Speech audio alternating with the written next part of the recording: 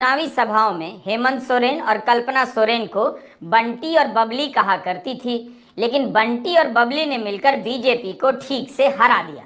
BJP समझ ही नहीं पाई कि कल्पना बबली नहीं है, कल्पना सोरेन है, जो उनके पति को झूठे मामले में जेल भेजने के बाद राजनीति में आई हैं और बीजेपी की हार का कारण बनने जा रही हैं। हार उससे भी कहीं ज्यादा बड़ी है।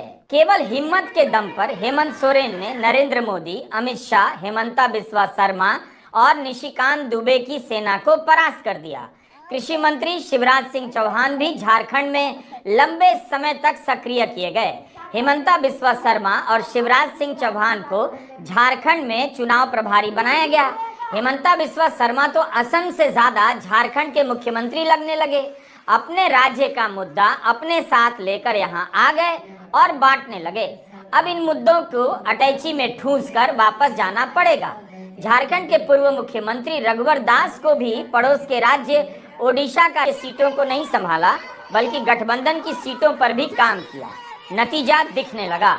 महाराष्ट्र में इंडिया गठबंधन जितनी बुरी तरह हारा है, झारखंड में इंडिया गठबंधन उतनी ही बड़ी जीत हासिल कर चुका है। हेमंत सोरेन को घेरने के लिए बीजेपी ने आदिवासी समुदाय की आबादी का भूत खड़ा किया। कहा कि झारखंड में बांग्लादेश से घुसपैठिए आ गए हैं, मुसलमानों की आबादी बढ़ती चली जा रही है, मुसलमान हिंदू आदिवासी लड़कियों की बेटियों से शादी कर रहे हैं, जमाई टोला बनता जा रहा है। इसी झारखंड में प्रधानमंत्री नरेंद्र मोदी ने कितनी खराब भाषा का इस्तेमाल किया कि रोटी और बेटी लूट ले जाएंगे, लेकिन हेमंत सोरेन लगातार सड़कों पर रहे और अपनी बात कहते रहे। बीजेपी भूल गई कि जेल जाने से पहले हेमंत सोरेन ने विधानसभा में क्या कहा था।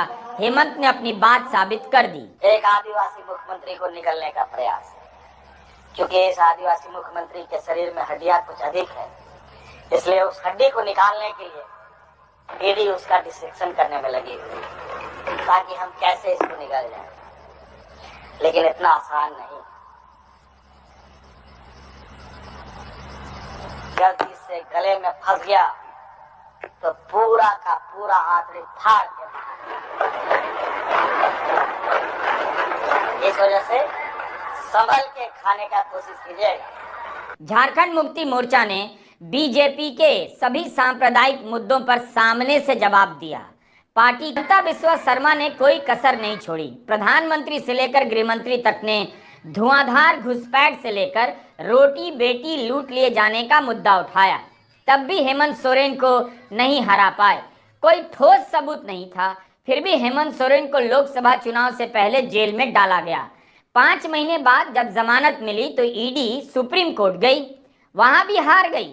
सुप्रीम कोर्ट ने हाई कोर्ट के फैसले पर मुहर लगा दी।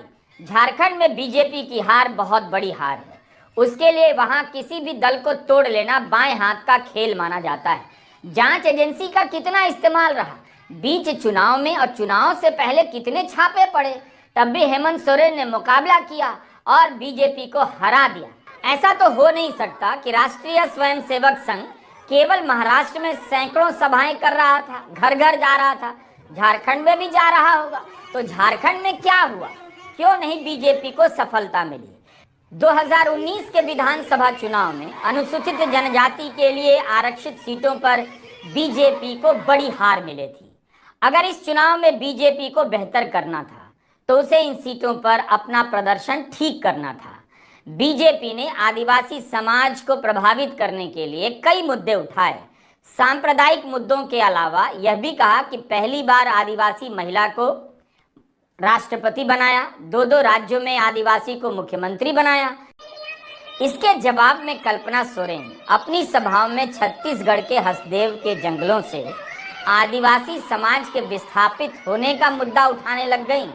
मणिपुर में आदिवासी समाज की औरतों के साथ होने वाली हिंसा का मुद्दा उठाने लग गई। झारखंड में छत्तीसगढ़ और मणिपुर का मुद्दा लाकर कल्पना ने अखिल भारतीय स्तर पर आदिवासी समाज का मुद्दा उठा दिया। बीजेपी प्रतीक की बात करती रही, कल्पना सवाल उठाती रही। हेमंत सोरेन और कल्पना सोरेन ने केवल आदिवासी समाज को ही नहीं साधा। बीजेपी मुसलमानों के खिलाफ नफरत के सहारे आदिवासी समाज में घुसने की कोशिश कर रही थी, मगर सफल नहीं हुई। दूसरी तरफ सोरेन ओबीसी आरक्षण का मुद्दा उठा रहे थे, अपने साथ दूसरे समाज को जोड़ रहे थे। लोकसभा चुनाव में बीजेपी का प्रदर्शन घटा है। 2019 की तुलना